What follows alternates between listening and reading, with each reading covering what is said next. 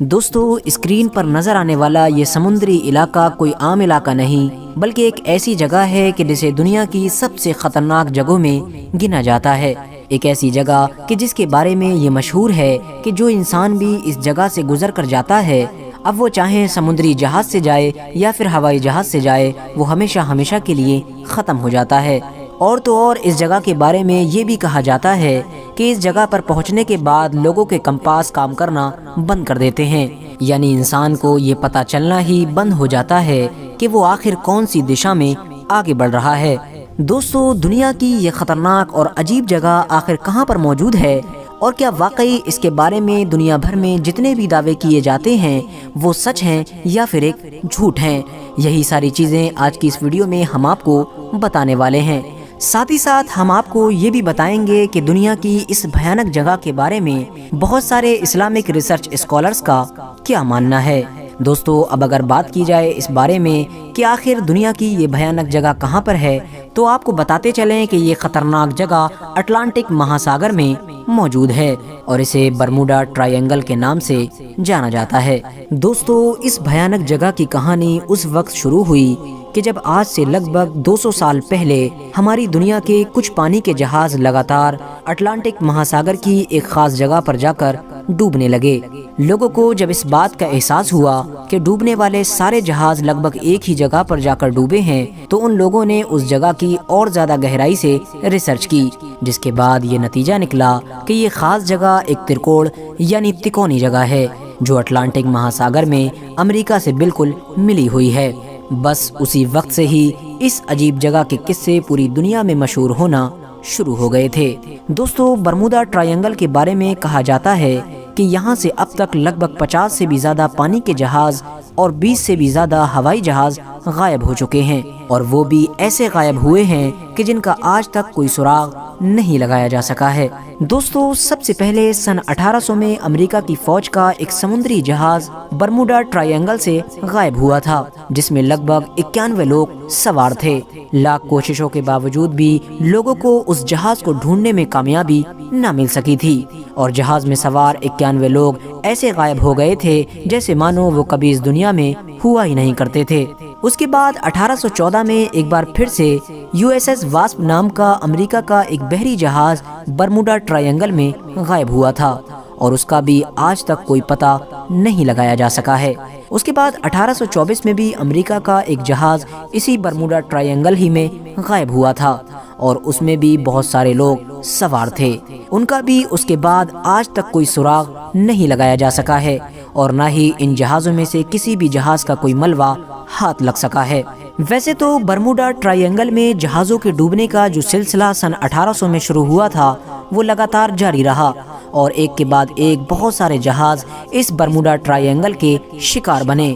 لیکن لوگوں کو سب سے زیادہ حیرانی اس وقت ہوئی کہ جب دنیا کا ایک بہت بڑا جہاز اس برموڈا ٹرائینگل کے ایریے میں تیرتا ہوا ملا، وہ بھی ایسی حالت میں کہ جب اس جہاز پر کوئی بھی بندہ سوار نہیں تھا، یعنی بغیر کسی انسان کے اکیلا وہ جہاز پانی پر تیر رہا تھا۔ لیکن دوستو بات یہیں پر ختم نہیں ہونے والی تھی۔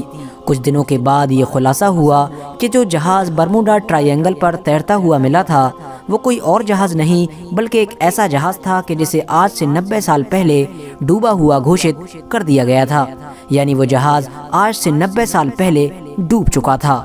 اب دوستو سوال یہ ہے کہ آخر ایک ایسا جہاز جو 90 سال پہلے ڈوب چکا تھا اچانک سے برموڈا ٹرائینگل پر، وہ بھی بغیر کسی انسان کے، تیرتا ہوا کیسے مل گیا؟ ہماری دنیا میں رہنے والے لوگوں کے لیے برموڈا ٹرائینگل سے جڑی یہ ساری چیزیں ہی ابھی عجوبہ بنی ہوئی تھیں کہ اچانک سے 1945 میں برموڈا ٹرائینگل کے اوپر سے ہوائی جہاز غائب ہونا بھی شروع ہو گئے۔ 1945 میں امریکی ایئر فورس کے 5 جہاز جو برموڈا ٹرائینگل کے اوپر سے گزر رہے تھے اچانک سے کہیں غائب ہو گئے، اور ایسے غائب ہوئے کہ جہاز تو جہاز، بعد میں ان کا ملبہ بھی نہیں ڈھونڈا جا سکا۔ لیکن دوستو تہلکہ اس وقت مچا کہ جب اخبار میں یہ خبر آئی کہ غائب ہونے والے 5 جہازوں کو ڈھونڈنے گئے جہازوں میں سے بھی ایک جہاز لاپتہ ہو چکا ہے، اور اس کا بھی بالکل وہی حال ہوا ہے جو پہلے کے 5 جہازوں کا حال ہوا تھا۔ بس یہ خبر سنتے ہی مانو پوری دنیا میں برموڈا ٹرائینگل کو لے کر افراتفری کا ماحول بن گیا، اور اسی دن سے ہر کوئی برموڈا ٹرائینگل کو ایک شیطانوں کا گھر کہنے لگا تھا۔ دوستو یہی وجہ ہے کہ برموڈا ٹرائینگل کو ڈیولز ٹرائینگل بھی کہا جاتا ہے۔ ساتھ ہی ساتھ آپ کو بتاتے چلیں کہ بالکل برموڈا ٹرائینگل کی طرح ہی ایک ٹرائینگل جاپان کی سائیڈ میں بھی موجود ہے، اور اس کے بارے میں بھی یہی بات مشہور ہے کہ اس جگہ پر بھی جو انسان جاتا ہے وہ ہمیشہ ہمیشہ کے لیے غائب ہو جاتا ہے۔ بہت سارے لوگ اس ٹرائینگل کو خطرناک بتاتے ہوئے یہ ایگزامپل بھی دیتے ہیں کہ چنگیز خان کی جس نے آدھی دنیا کو فتح کر لیا تھا وہ صرف اسی ٹرائینگل کی وجہ سے جاپان کو فتح نہیں کر پایا تھا، کیونکہ اس کی فوج جب جاپان پر حملہ کرنے کے لیے آئی تھی تو اسی ٹرائینگل میں ڈوب کر ختم ہو گئی تھی۔ حالانکہ دوستو آپ کو بتاتے چلیں کہ چاہے بات جاپان کے ٹرائینگل کی ہو یا پھر برمودا کے ٹرائینگل کی، دونوں ہی ٹرائینگلز کے بارے میں ویگیانکوں کا یہ ماننا ہے کہ یہ خطرناک نہیں ہیں، بلکہ ان کے بارے میں جو بھی دعوے کیے جاتے ہیں وہ سراسر جھوٹ ہیں، اور ان جگہوں پر جتنے بھی ابھی تک حادثے ہوئے ہیں وہ بالکل ویسے ہی ہوئے ہیں جیسے اور جگہوں پر ہوتے آئے ہیں، لیکن بس اتفاق یہ ہے کہ ان جگہوں پر زیادہ حادثے ہوئے ہیں، لیکن اس کا مطلب یہ نہیں کہ ہم ان کے بارے میں یہ افواہیں اڑانا شروع کر دیں کہ یہ جگہ خطرناک ہے۔ حالانکہ دوستو ہم اس بات سے بھی انکار نہیں کر سکتے ہیں کہ ویگیانک برموڈا ٹرائینگل کی ساری باتوں کو جھوٹا بتانے کے باوجود بھی ابھی تک کوئی بھی ایسا مضبوط پروف نہیں دے سکے ہیں کہ جس کے ذریعے سے لوگوں کو یہ یقین دلایا جا سکے کہ برموڈا ٹرائینگل کے بارے میں جتنی بھی چیزیں ہمیں بتائی جاتی ہیں وہ ساری جھوٹی ہیں، یعنی یہ بتایا جا سکے کہ برموڈا ٹرائینگل ایک نارمل جگہ ہے۔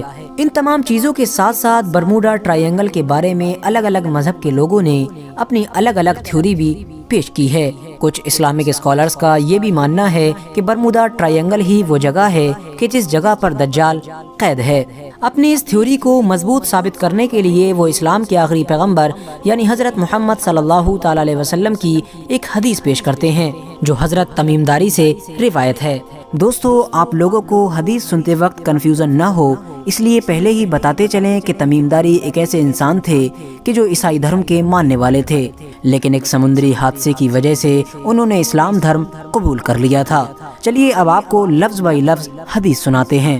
دوستو ایک بار پیغمبر اسلام یعنی حضرت محمد صلی اللہ تعالی علیہ وسلم اپنے تمام صحابہ کے ساتھ بیٹھے ہوئے تھے تو انہوں نے اپنے صحابہ سے ارشاد فرمایا کہ اے لوگو، تمیم داری جو پہلے عیسائی تھا اس نے میرے پاس آ کر اسلام دھرم اپنا لیا ہے، اور اس نے مجھے ایک ایسا واقعہ سنایا ہے کہ جو ان باتوں سے تعلق رکھتا ہے کہ جو میں تمہیں دجال کے بارے میں بتایا کرتا تھا۔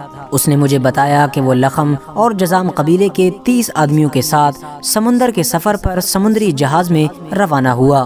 سمندر کی لہریں طوفان کی وجہ سے انہیں مہینہ بھر تک ادھر ادھر دھکیلتی رہیں، یہاں تک کہ وہ ایک ٹاپو میں پہنچ گئے۔ اس وقت سورج ڈوب رہا تھا۔ وہ ایک چھوٹی کشتی میں بیٹھ کر ٹاپو میں داخل ہوئے۔ جب وہ ٹاپو میں داخل ہوئے تو ان کو ایک جانور ملا جس کے جسم پر بہت سارے بال تھے۔ بالوں کے حد سے زیادہ ہونے کی وجہ سے انہیں اس جانور کے آگے اور پیچھے کا پتہ بھی نہیں چل پا رہا تھا۔ تمیم داری کے ساتھیوں نے اس جانور سے کہا، تیرا ناس ہو تو کیا چیز ہے؟ اس بالوں والے جانور نے کہا، میں جساسا ہوں۔ پھر ان لوگوں نے پوچھا، یہ جساسا کیا چیز ہے؟ اس جانور نے جواب دیا، اے لوگو، خانقاہ میں موجود اس آدمی کی طرف جاؤ، وہ تمہاری خبریں سننے کا بڑے بے صبری سے انتظار کر رہا ہے۔ تمیم داری اور اس کے ساتھیوں کو خوف ہوا کہ کہیں یہ جانور شیطان نہ ہو اور کہیں یہ جانور ہم لوگوں کو نقصان نہ پہنچائے۔ پھر ہم تیزی سے چلے اور خانقاہ میں داخل ہو گئے۔ وہاں ہم نے بھاری بھرکم قد کاٹ کا ایک آدمی دیکھا جس کے گھٹنوں سے لے کر ٹخنوں تک ایک لوہے کی زنجیر بندھی ہوئی تھی اور اس کے ہاتھ گردن کے ساتھ بندھے ہوئے تھے۔ اس لمبے قد کاٹ والے آدمی سے تمیم داری اور اس کے ساتھیوں نے پوچھا، تیرا ناس ہو تو کیا چیز ہے؟ اس نے کہا، میرا پتہ تمہیں جلد چل جائے گا، یہ بتاؤ تم کون ہو؟ ہم نے کہا، ہم عرب سے ہیں۔ پھر ہم نے سارے سفر اور طوفان اور جساسا کے بارے میں بتایا کہ اس نے ہمیں تیری طرف آنے کو کہا ہے۔ اس لمبے قد کاٹ والے آدمی نے کہا، مجھے بیسان کے باغ کے بارے میں بتاؤ۔ ہم نے اس سے کہا، اس کے بارے میں کون سی بات پوچھنا چاہتے ہو؟ اس نے کہا، میں جاننا چاہتا ہوں کہ اس باغ میں درختوں پر پھل آتے ہیں یا نہیں۔ ہم نے کہا، ہاں پھل آتے ہیں۔ اس نے کہا، مجھے تبریہ کی جھیل کے بارے میں بتاؤ۔ ہم نے کہا کہ اس جھیل کے بارے میں کون سی بات جاننا چاہتے ہو؟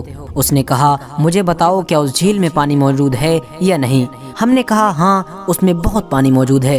وہ بولا، اس کا پانی بہت جلد ختم ہو جائے گا۔ پھر اس نے کہا مجھے زغر کے چشمے کے بارے میں بتاؤ۔ ہم نے کہا کہ اس کے بارے میں آخر کون سی بات پوچھنا چاہتے ہو؟ اس نے کہا کیا اس میں پانی ہے اور کیا لوگ اس کا استعمال کرتے ہیں؟ ہم نے کہا ہاں اس میں بہت پانی ہے اور لوگ اس سے اپنے کھیتوں کو بھی سیراب کرتے ہیں۔ اس نے پوچھا مجھے محمد صلی اللہ تعالی علیہ وسلم کے بارے میں بتاؤ۔ ہم نے کہا کہ وہ مکہ سے نکل کر مدینہ آ گئے ہیں۔ اس نے پوچھا کیا عربوں نے اس کے ساتھ جنگ کی؟ ہم نے کہا ہاں عربوں نے ان کے ساتھ جنگ کی ہے۔ اس پر اس نے پوچھا کہ جب عربوں نے حضرت محمد صلی اللہ تعالی علیہ وسلم کے ساتھ جنگ کی تو آخر حضرت محمد صلی اللہ تعالی علیہ وسلم نے ان کے ساتھ کیا کیا؟ ہم نے اسے جواب دیا کہ وہ آس پاس کے سارے عربوں پر غالب آ چکے ہیں اور آس پاس کے لگ بھگ سبھی عربوں نے ان کی اطاعت قبول کر لی ہے۔ اس پر اس نے کہا کیا واقعی ایسا ہوا ہے؟ ہم نے کہا ہاں بالکل ایسا ہی ہوا ہے۔ پھر اس نے کہا کہ ان لوگوں کے لیے یہی بہتر ہے کہ وہ حضرت محمد صلی اللہ تعالی علیہ وسلم کی اطاعت قبول کر لیں۔ اب میں تمہیں اپنے بارے میں بتانا چاہتا ہوں۔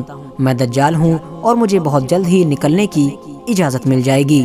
دوستو اس حدیث سے یہ بات تو ثابت ہو گئی کہ دجال پہلے ہی پیدا ہو چکا ہے اور اب وہ صرف اپنے نکلنے کی اجازت ملنے کا انتظار کر رہا ہے، اور وہ جس سمندری علاقے میں بھی قید ہے وہ کوئی ایسی جگہ ہے کہ جہاں پر دور دور تک آبادی کا نام و نشان نہیں ہے۔ لیکن دوستو ذرا رکیے، ابھی ہماری بات پوری نہیں ہوئی ہے۔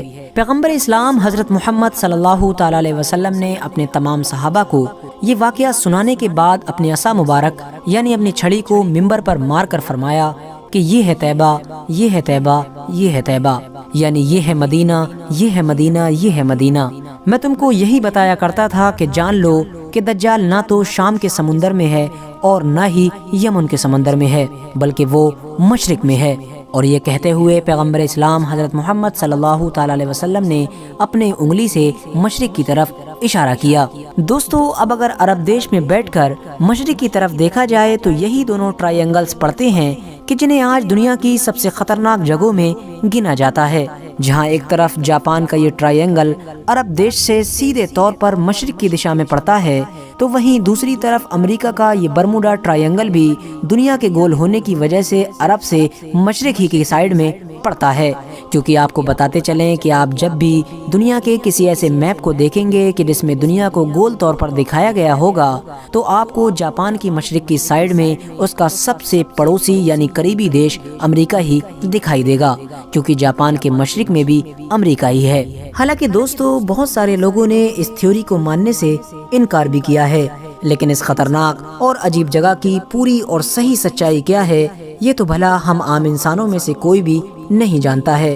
آپ لوگ بھی آج کی ہماری اس ویڈیو کے کومنٹس باکس میں ہمیں ضرور بتائیں کہ آپ برموڈا ٹرائی اینگل کے بارے میں کیا نظریہ رکھتے ہیں۔ فی الحال دوستو آج کی اپنی ویڈیو کو ہم یہیں پر ختم کرتے ہیں۔